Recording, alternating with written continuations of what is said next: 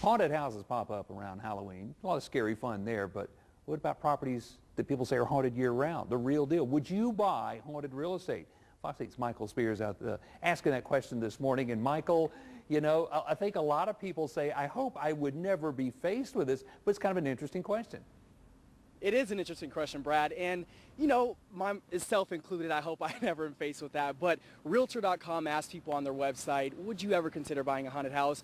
And surprisingly, the majority of people said they would consider it. Not that they would, but that they would consider it. And we've been discussing this all morning with Michael Driver. He's a real estate agent here in Greensboro. Good morning. Morning. Happy Halloween. Thank you. Happy Halloween. So very interesting. Sounds like it could be a selling point.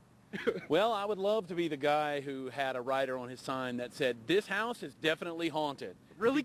Most people would steer away from that, it sounds like. Well, they definitely want to get it for a bargain. I believe 75% of the folks who were surveyed in that Realtor.com survey said they would want to pay under market value for the house.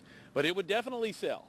So what we take away from this is, okay, I might be interested in buying a haunted house if I can get it for cheaper. Exactly. If 75% of the people would want it less than market value, only 1% of those surveyed said they would pay over market value for a haunted house.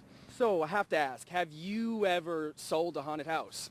Well, none that I could substantiate. I'm pretty sure I lived in a haunted house one time. If I walked out of a room and left the light on and came back a few minutes later, the light would be off. So I'd be moving out.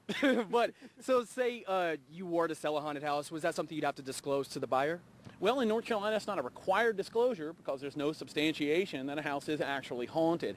But if you know, and it's common knowledge, and a house has a history, it's always best to disclose, just for the public's best interest. And let's have a little fun here. So you mentioned the lights would go on and off. In the survey that they had on Realtor.com, it asked people, what would it take for you to head for the hills, to get out of there? Number one item, floating objects. And personally, it would take a whole lot less than that for me to run for the hills. What about you? Well, moving objects and levitating objects definitely freak people out. But there was also strange noises. Well, strange noises in an old house tells me the house is old. Flickering lights was another one.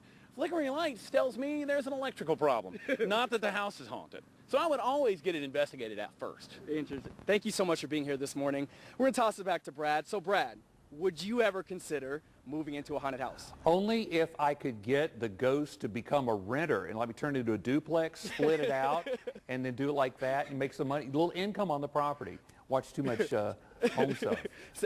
It sounds like you've thought about this a little bit. Well, I was thinking about while we're talking and said, you know, if you get the ghost to pay, but, you know, I don't know what their income is and whether they qualify. Michael, thanks very much.